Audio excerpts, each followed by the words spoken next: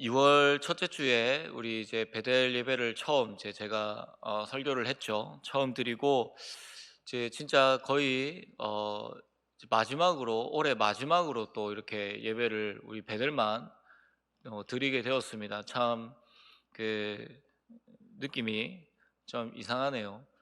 네. 원래 이렇게 딱 들어오면 여기 신랑도 앉아 있고 막 그런데 어 올 한 해 참 고생 많으셨고, 그리고 또 올 한 해를 잘 마무리하며 또 무엇보다도 우리 시간들을 통하여서 그 하나님이 부어 주시는 그 은혜와, 그리고 또 여러 가지 힘들고 어려운 상황들 가운데서도 지금도 선하게 우리를 인도하시는 그 하나님의 은혜가 저와 여러분들의 그 삶 가운데 계속해서 이어지며, 또한 그 하나님을 더욱더 신실하게 붙들고 나아가는 사랑하는 우리 모든 지체들이 되기를 주님의 이름으로 축복합니다.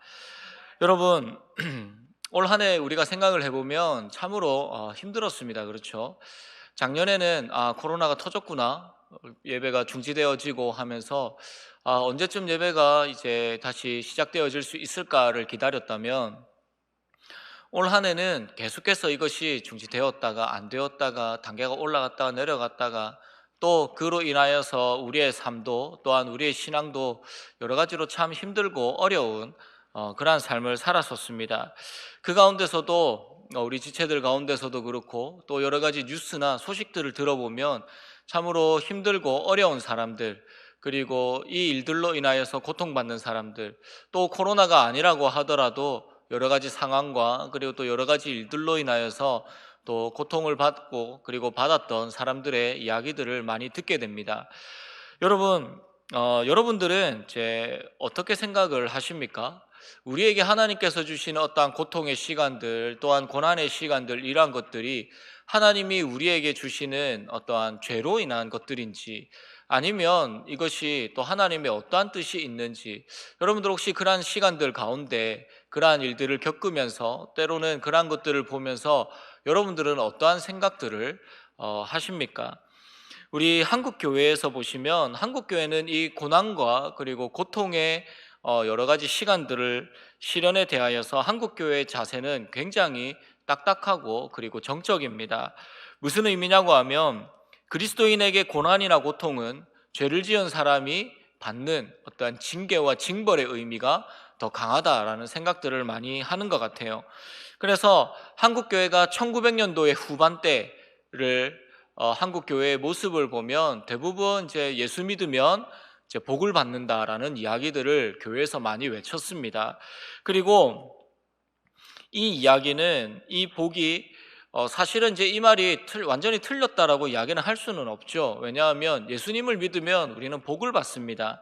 그런데 뭐 물론 이제 어떤 물질의 복, 삶의 복, 세상적인 복을 이야기할 수도 있지만, 이 예수님을 믿음으로 인하여서 우리에게 주시는 가장 큰 축복은 구원의 은혜입니다. 하나님이 우리를 구원하시고 또한 우리를 자녀 삼아 주시고 우리의 삶을 붙드시고 인도하시는 그 하나님의 놀라운 축복을 경험을 하게 되죠. 그런데 이 한국 교회의 어떠한 전반적인 990년대의 이 후반대의 이 복은 주로 세상적인 복이었습니다. 예수님을 잘 믿으면 뭐 사업에 성공하고, 잘 믿으면 좋은 대학 가고, 결혼을 잘하게 되고, 뭐 이러한 이야기들을 주로 많이 했다라는 것이죠. 그래서 한국 교회의 전반적인 인식들이 어떠한 것들이 있느냐고 하면, 잘 먹고 잘 살면 축복이고, 그리고 가난하거나 어렵거나 고통이나 어떠한 일들이 생기면 이 저주라고 그렇게 생각을 많이 했었습니다. 뭐 지금은 이러한 이제 이야기들이, 이러한 것들이 조금 이제 다시 좀 이제 성경에 근거하여서 많이 바뀌었지만, 아직도 그러한 이야기들을 하시는 분들이 있죠. 여러분, 물론 고통과 고난과 힘든 삶이 꼭 하나님이 주시는 벌이나 하나님이 주시는 징계나 저주가 아닙니다. 성경의 많은 인물들 가운데서 하나님께서 쓰신 수많은 인물들의 공통적인 특징들이 있습니다. 그것이 무엇이냐고 하면, 그들은 하나님이 주시는 고통과 고난의 시간을 견디고 인내했다라는 것이죠. 이들은 광야에서 하나님을 만났고 또한 하나님의 훈련을 견뎌야 했습니다. 모세가 그랬고, 그리고 오늘 우리가 이 본문으로 읽은 이 시편의 주인공인 다윗이 그랬고, 그리고 엘리야도 그랬고, 무엇보다도 예수님도 그렇게 하셨습니다. 예수님께서도 40일 동안 광야에서 금식기도 하셨고, 또한 그곳에서 이 사탄의 또 시험을 받기도 하셨죠.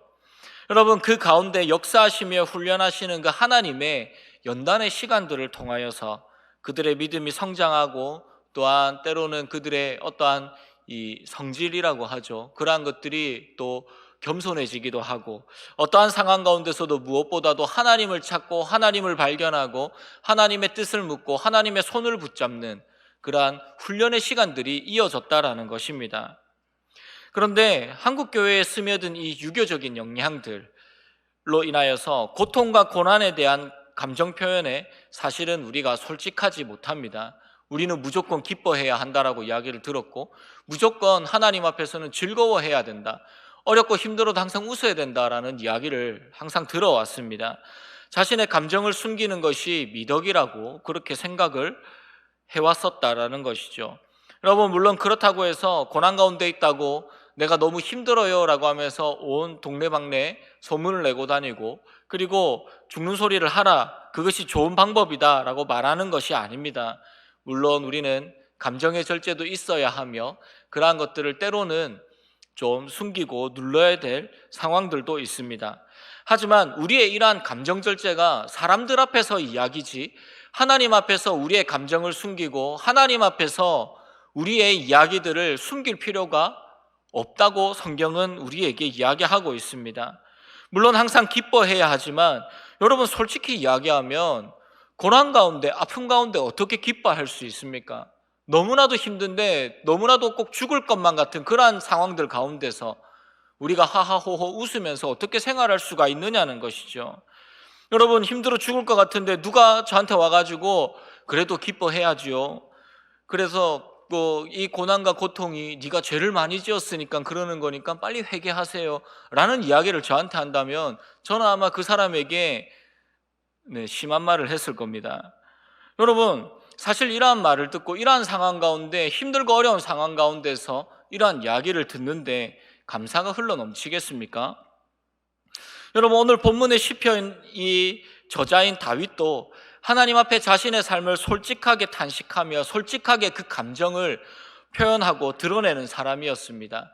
다윗의 일생을 잘 살펴보면 다윗은 다른 사람 앞에 가서 자신의 감정과 이야기를 잘 하지 않습니다. 그런데 특히나 다윗의 시편을 찾아보면 이 다윗의 시편에서는 다윗은 하나님 앞에 나아가서 하나님 앞에 자신의 삶을 토로하고 하나님 앞에 자신의 대적들에 대해서 고발하고 하나님 앞에 나아가서 자신의 감정을 솔직하게 이야기하는 자라는 것이죠. 오늘 이 시편 56편은 사무엘상 21장 1절에서 15절을 배경으로 지어진 시입니다. 여러분, 다윗 하면 어떠한 생각이 떠오르십니까? 여러분, 다윗 하면 다윗이 어떠한 사람입니까? 그는 하나님께 기름 부음 받은 자입니다. 아무도 나가서 싸우지 못하는 골리앗 앞에 나아가서 골리앗과 맞짱 떠서 이긴 사람이죠. 이스라엘을 구원한 최고의 장군입니다. 적국이었던, 자신들을 그렇게 괴롭혔던 블레셋이 다윗 때문에 이스라엘을 침범하지 못할 만큼 다윗의 위상은 대단했습니다. 또한 그는 왕의 사위였습니다. 또한 사울이 악령으로 힘들어할 때 그 수금을 통하여서 그 악령을 떠나보냈던 굉장히 뛰어난 영성을 가진 사람이었다는 것이죠. 그런 다윗을 사울은 죽이려고 했고, 또한 백성의 사랑을 질투하였고 아들 요나단과의 우정을 파괴하려고 하였습니다. 무엇보다도 이 사울은 자신의 왕위를 빼앗을 최고의 적으로 다윗을 손꼽고 그를 죽이려고 하였죠. 그래서 여러분, 성경을 읽어보시면, 사무엘서를 읽어보시면 다윗을 도왔다는 이유로 그 당시에 종교의 중심지였던 이 노업이라는 곳에 그 제사장 아히멜렉과 그리고 수많은 제사장들을 가서 살육을 하는, 다윗을 도왔다는 그 이유 하나만으로, 그리고 다윗을 죽이기 위하여서 나라를 지키지 않고 군대를 움직이는 그러한 사람이 바로 이 사울 왕입니다. 이러한 사울을 피하여서 다윗은 가드 왕 아기스에게로 도망을 하게 되죠. 블레셋의 도시, 블레셋은 여러분, 성경에서는 블레셋을 하나의 국가로 이야기를 하지만 또 블레셋은 하나의 국가이면서 동시에 도시 국가입니다. 그래서 그 당시에 하나의 도시였던 이 가드 가드라는 이 도시에 이 왕에게 이제 가드로 가서 다윗이 이제 망명 신청을 하게 됩니다. 그런데 사실 이 블레셋에서는 이 다윗의 망명 신청에 굉장히 혼란스러워합니다. 얼마 전까지만 해도 자기들을 그렇게 죽이려고 했고 또 괴롭혔고 또 싸우면 계속해서 졌던 그 최고의 다윗이 지금 자신의 나라로 망명 신청을 했다는 것이죠. 신하들은 반대하고 그를 죽이자고 합니다. 그래서 다윗이 할 수 있었던 것은 그 자리에서 침을 흘리고 미친 척하면서 그 자리를 빠져나오는 것이었습니다. 여러분, 얼마 전까지만 해도 블레셋과의 전쟁에서 모조리 다 승리를 이루고 또한 이스라엘을 구원하고 블레셋의 두려움의 대상이 되었던 이 다윗이 지금은 자기 자신, 자기 하나를 보호하지 못하여서, 그리고 자기를 보호해줄 나라도 없고 겨우 도망친 이 블레셋에서 또 죽을 뻔하여서 대적들 앞에서 미친 척하면서 그 온갖 수치를 보인 그 자신을 바라보면서 다윗이 얼마나 자기 스스로를 한심하게 여기고 한탄하며 또한 자기가 처한 상황이 얼마나 저주스럽고 힘들었겠습니까? 그렇게 하나님 앞에 탄식하며 부르짖은 시가 바로 오늘 이 본문의 시편 56편이라는 것이죠. 그래서 이 시편을 탄식시라고 그렇게 부르기도 합니다. 오늘 본문 1절에서 그는 하나님 앞에 탄식하며 하나님의 은혜를 간구합니다. 1절입니다. 하나님이여 내게 은혜를 베푸소서. 사람이 나를 삼키려고 종일 치며 압제하나이다. 다윗이 하나님의 은혜를 간구한 것은 지금 자신들을 치려는 대적들을 도저히 상대할 수 있는 힘과 능력이 없기 때문입니다. 특히 본문 2절 말씀을 보시면 대적들이 종일 나를 삼키려고 한다라고 그가 그렇게 고백합니다. 여러분, 이 의미는 은밀하게 숨어서 뒤에서 공격한다라는 그러한 뜻입니다. 여러분, 그런데 이것이 한두 번이 아니라 한두 번이면 어떻게 피하고 조심하겠는데 종일토록 계속해서 지속적으로 대적들이 자신의 뒤에 칼을 들이대고 있음을 고백하고 있죠. 여러분, 얼마나 이 시간이 다윗에게는 견딜 수 없고 힘들고 고통과 고난의 시간이겠습니까? 이러한 위기의 상황 속에서 다윗이 붙들 수밖에 없는 것, 의지하고 도움을 구할 수 있는 유일한 존재는 바로 모든 이름 위에 뛰어난 하나님 한 분밖에 없음을 그가 고백하고 있습니다.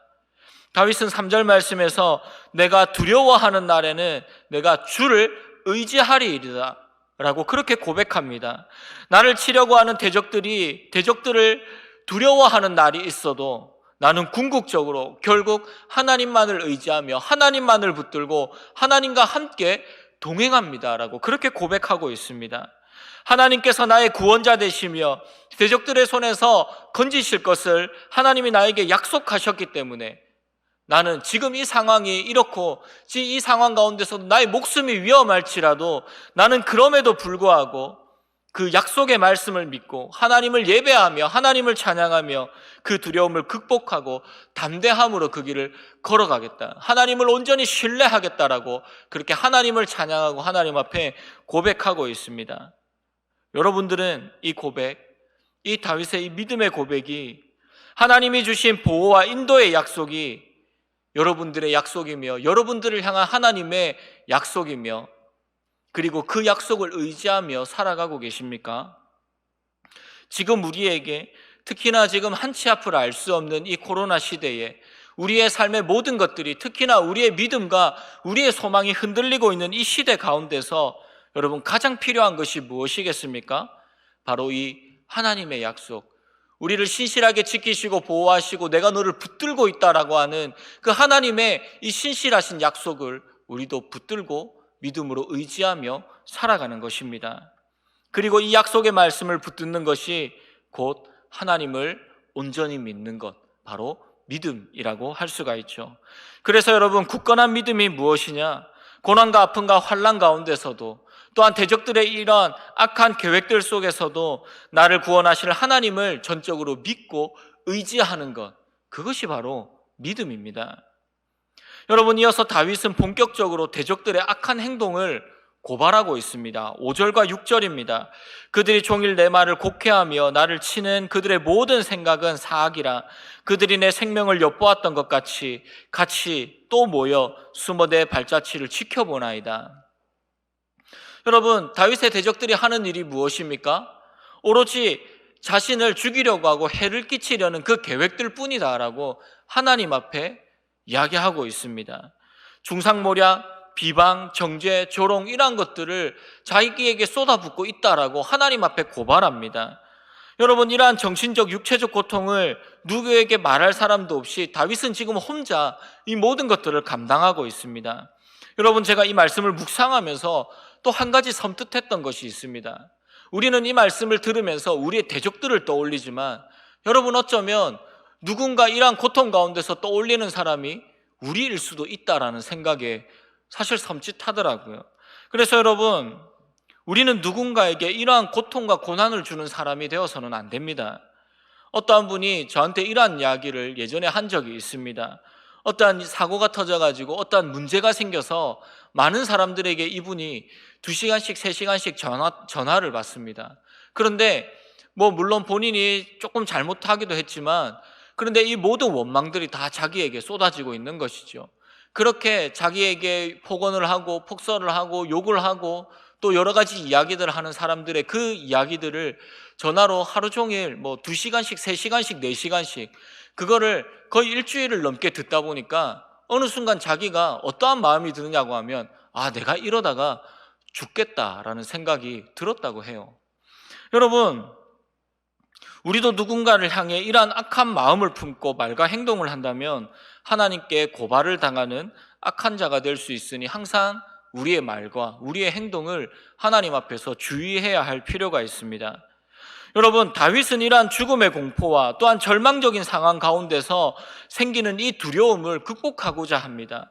그리고 그 방법을 오로지 하나님만 의지하고 또한 약속의 말씀을 굳건히 붙잡는 것입니다. 그래서 다윗이 지금 하고 있는 것이 무엇이냐? 다른 사람에게 가서 자신의 대적들을 욕하고 고발하고 하는 것이 아니라 그 모든 것들을 하나님 앞에 나아가서 하나님 앞에 자신의 억울함을 토로하고 하나님 앞에 자신의 대적들을 고발하고 하나님 앞에 그들을 좀 해결해 달라고, 그들을 좀 제지해 달라고, 그들의 악한 말과 중상모략들을 좀 멈추어 달라고 하나님 앞에 나아가서 이야기하고 있다는 것이죠. 그래서 다윗은 하나님 앞에 절규하고 있습니다. 7절입니다. 그들이 악을 행하고야 안전하오리이까 하나님이여 분노하사 뭇 백성을 낮추소서. 여러분, 우리는 다윗의 이 절규를 배워야 합니다. 고난과 압제 속에서 쉽게 포기하지 않고 절망하지 않고 또한 낙담하지 않고 자신의 무능력함을 느끼며 극단적인 방법들을 선택하지 아니하고 그는 사람과 상황과 환경이 아니라 오로지 나와 함께 하시는 그 하나님, 나를 구원하시는 그 하나님, 나의 손을 붙들고 나의 상황을 정리해 줄 분은 하나님 한 분밖에 없음을 그가 믿음으로 고백하며 하나님 앞에 나아가고 있다는 것이죠. 하나님을 보며 하나님 앞에 외쳐야 함을 우리에게 가르쳐주고 있습니다. 여러분, 특히 8절 말씀을 보십시오. 나의 유리함을 주께서 계수하셨사오니 나의 눈물을 주의 병에 담으소서. 이것이 주의 책에 기록되지 아니하였나이까. 여러분, 당시에 고대 근동 지역에서는 자기가 너무나도 억울해가지고 그 억울함에 그 분에 못 이겨서 눈물을 흘리게 되면 그 눈물을 유리병에 담아가지고 그것을 보관하는 문화가 있었습니다. 그래서 그것을 잘 보이는데 딱 올려놓고 내가 저 눈물은 적어놓겠죠. 내가 저 눈물은 누구를 생각하면 너무나도 억울해서 흘렸던 눈물이다 라고 하는 그것을 이렇게 놔두고 그것을 계속해서 기억했다고 해요. 여러분, 지금 이게 무엇을 의미합니까? 다윗은 자신의 억울함을 호소하면서 주님의 병, 하나님의 병, 하나님께서 자신의 눈물을 하나님의 병에 담아서 그것을 바라보면서 나의 억울함을 기억해 주십시오라고 하나님 앞에 간구하고 있는 것이죠. 여러분, 우리가 고난 가운데 가장 많이 하나님께 하는 이야기가 무엇입니까? 하나님, 내가 이렇게 기도하는데 왜 나아지는 것이 없습니까? 나는 잘 믿는 것 같은데, 나는 열심히 하고 있는데 왜 나에게 이러한 시련과 고난을 주십니까? 라는 이러한 말들입니다. 여러분, 지금 고난 가운데 있습니까? 그렇다면 하나님을 온전히 신뢰하십시오. 사람의 위로를 찾지 말고, 물론 나중에 하나님이 보내주시는 그 사람들의 위로가 또 있을 것입니다. 하지만 가장 먼저 하나님의 위로를 먼저 구하십시오. 지금 당장 눈에 보이는 것이 없고 지금 당장 기도해도 내 상황이 나아지는 것이 없다고 할지라도 내 상황도 내 대적도 내 문제도 내 감정도 여전히 그대로이지만 그래도 하나님을 찾고 하나님 앞에 나아가서 하나님 앞에 탄식하시며 하나님 앞에 여러분들의 대적들을 고발하시기 바랍니다. 그는 오늘 이 고백을 통하여서 하나님에 비해 아무것도 아닌 사람이 무엇을 할 수 있습니까? 라고 고백하며 더욱더 담대히 그 두려움 가운데서도 하나님을 붙들고 하나님을 의지하고 있습니다. 여러분, 다윗의 이러한 탄식은 믿음이 없어서가 아니라 오히려 더 굳건한 믿음이 있기에 가능한 것이며 하나님을 그가 의지해서가 아니라 더욱더 하나님의 손을 붙들고 하나님을 의지하고 있기에 나오는 믿음의 고백입니다. 이러한 다윗의 믿음의 고백은 그의 환경과 그의 상황이 나아졌기 때문에 그것을 생각하며 지은 것이 아닙니다. 그의 환경과 상황과 대적들은 여전히 그대로 있습니다. 언제 끝날지 모릅니다. 그리고 시간이 가면 갈수록 더 많아졌습니다. 다윗이 어디에 숨어 있어도 항상 지켜보고 또 계속해서 고발하고 포위당합니다. 하지만 이러한 불안한 생활 가운데서도 하나님의 구원의 약속을 믿고 의지하며 하나님께 감사하며 삶과 발걸음을 인도하시는 하나님을 끝까지 붙들고 찬양하고자 하였습니다. 여러분, 2021년이 지나간다고 해서 2022년도가 새롭게 뭔가 막 바뀌고 시작되어지는 것이 아닙니다. 바뀌는 것은 우리 나이밖에 없습니다. 여러분, 우리가 이만큼 살았으면 다행입니다. 어른들이 없어서 다행이죠. 우리가 이 정도 살았으면 여러분 다 알지 않습니까? 그런데 여러분, 새로운 환경, 새로운 상황이 아닌 하나님을 의지하는 자에게는 새로운 믿음과 성장하는 그 신앙과 굳건한 하나님의 손을 경험하게 될 것입니다. 우리가 알지 못했던 그 하나님의 권능, 우리가 알지 못하였던 그 하나님의 전능하신 손길이 2022년도에 우리 모두에게 충만하게 임하기를 주님의 이름으로 소원합니다. 말씀을 정리하겠습니다. 여러분이 시편에는 이 시 말고도 수많은 이러한 탄식의 시들이 존재합니다. 그런데 여러분, 이 시들을 하나님께서 들으시고 너희 참 믿음이 없다, 아니면 그만해, 좀 듣기 싫어 라고 한 번도 말씀하지 않으셨습니다. 왜냐? 하나님의 백성들의 고난이며 하나님의 백성들의 부르짖음이며 하나님의 백성들의, 하나님이 사랑하시는 자들의 탄식의 소리이기 때문입니다.